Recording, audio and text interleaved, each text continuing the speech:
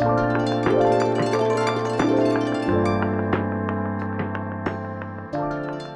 special guest today is Jimmy Daly. Jimmy is the founder of the content marketing community Superpath and is the former VP of growth at Animals, one of the leading agencies and advocacies of content marketing. Jimmy has a unique perspective of the field of content marketing. He created Superpath as a place for content marketers to come and talk about their careers in content marketing. And it's now a large and high quality community of content marketers where employers come and find talent. So for the first question, in the few years that you've been growing your content marketing community, how have you seen the roles, like the actual work in content marketing, evolve? That's a great question. It's changed so much. I can think of, off the top of my head, two important trends. On the in-house side, the role of content manager, that's like the primary role. And it's changed from primarily a content creation role to a content facilitation role. Many of them are shifting into roles where they oversee the production of content that other people write. Increasingly, they're also working across the organization. They're collaborating more with sales, more with product, more with success or support. In many ways, it's a more high leverage role these days, but it's also more complicated. The other trend that I've noticed is that a lot of people, and this actually contributes to the shortage issue, is that a lot of people want to go work for themselves. Because content is not created in-house as much as it used to be, they can actually charge pretty high prices for their work.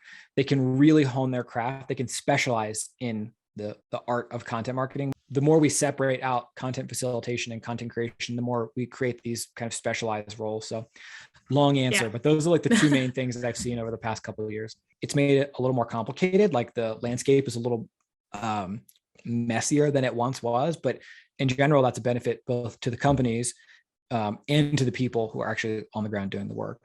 Okay, so let me back up a little bit. I think I got a little bit ahead of myself. So how did you get started in content marketing? And what has been like your personal path? It was an inauspicious start. I basically got an English degree with no plan. A family friend at a barbecue, like he and I got to talking, and he was running an SEO agency and needed some freelance writers to create content for them. It was SEO for lawyers. So the content was like 200-word articles about tips for finding a DOI attorney in Topeka, Kansas, like that type of stuff. From there, I went to go work at an agency that led me to B2B SaaS, which is where I've spent the last like 7 or 8 years, like really going deep on that. I was in-house at 2 SaaS companies. And then I worked at this content marketing agency called Animals. I feel like that's where I gained a bunch of skills that really prepared me well to run a business of my own today.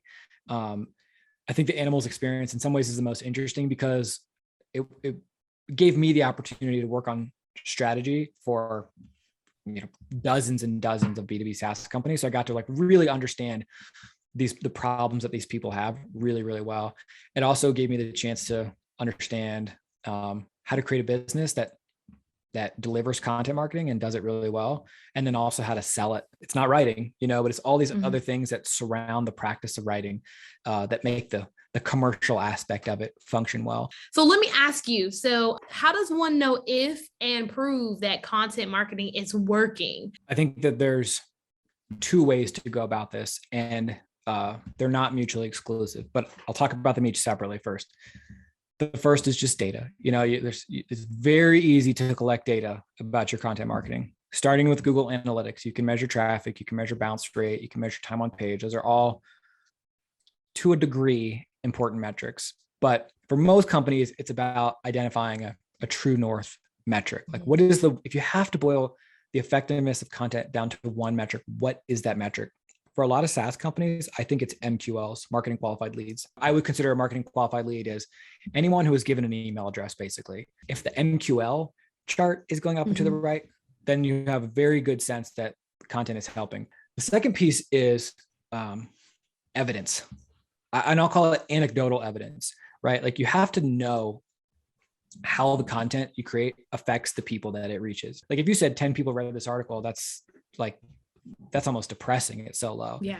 But if you have 10 faces, 10 like actual quotes from real people showing the their reaction to the content that your team created, it tells a very different story and a much more powerful one. So you have to figure out how to blend the data and the storytelling element. I know that we are in a time where some companies realize the importance of content marketing, content strategy, and others are still kind of downplaying the importance that content can have. So do you have any advice on going about defending content strategies? Content works for many businesses.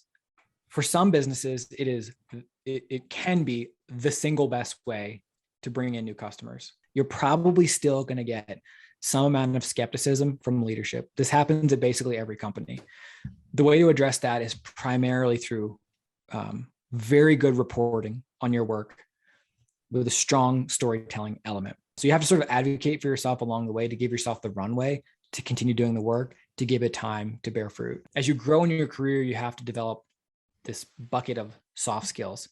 Advocating for yourself and your team is probably the single most important one. This is something we get all the time, which is, what's it like running and building a community?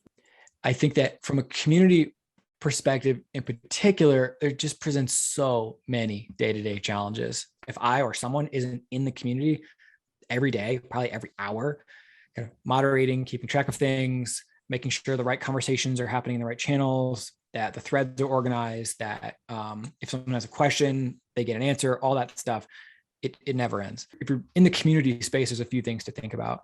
One is creating structure so that people can help themselves is super important. It's easy for people to self-select where certain conversations should be happening. Another thing is power users. Power users are so huge because I don't have all the answers. I also can't possibly keep up with it all. So relying on those people is super important. And then the third is structure. They're creating an expectation that certain things will happen on a cadence. So for example, we have a job board, and every Friday we do a roundup of all the jobs. Everyone expects that on Friday, there's going to be a post in the announcements channel rounding up all the new jobs. That type of sort of clean organization just makes it easier for people to dip in and out.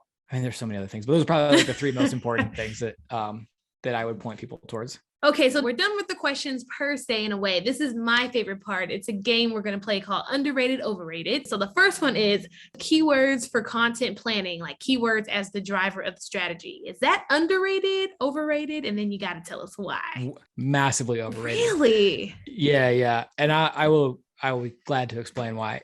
So I told this anecdote about doing sales at Animals and hearing from customers, which helped us create this content strategy of focusing on thought leadership. There is no amount of keyword research that would ever have led us to the topics that those readers actually cared about. It was impossible. No keyword tool could have done it. Everybody does it, which makes it really competitive. It also, to be frank, makes it really boring to work on. The SEO playbook is well written. It's well understood. You have to follow the formula in order for it to work. It really sucks a lot of the creativity right out of it.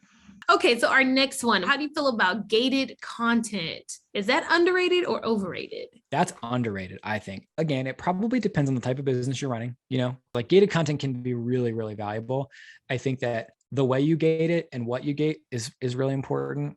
Examples are checklists, templates, that kind of thing. It's more like the content upgrade that you gate. And then it also sort of serves this greater purpose of generating MQLs, which I think is sort of ultimate goal of the content team. Pet peeve. A lot of people gate content and package it as PDFs. That stinks. Don't do that.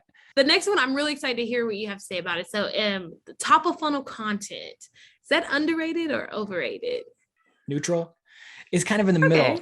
Here's why I'm struggling to answer that. Top of funnel content for a lot of companies does get them traffic, but it creates the same problem, which I described earlier, where the traffic graph goes up and the conversion graph does not. There's a lot of competition. So you have to refresh that piece a lot to keep it on the front page. The beauty of top of funnel, though, is that it can be a loss leader for you. And here's what I mean by that. Putting out a top of funnel piece oftentimes is much easier to build links to that. It's much easier to get visibility to those articles because so often they're not conversion focused. You sort of have to use this more indirect approach of getting stuff out there that's kind of indirectly related, relying on that to build links, get your domain authority going. Then you can sort of use your kind of newfound momentum to start ranking for like the kind of middle bottom of the funnel content stuff that actually drives business. And last but not least, what about Goblin mode? Underrated or overrated? So underrated.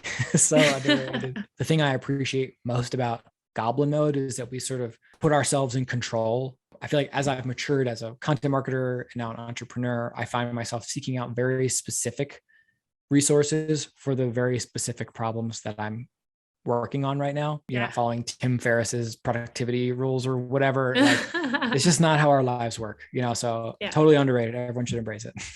Yes, underrated. Yes, I said the same. Jimmy, it was great to have you. Thanks again for your time. Thank you. That was fun. I appreciate it. Well, have a great day and we'll talk to you later. Sounds good. Take care, everybody.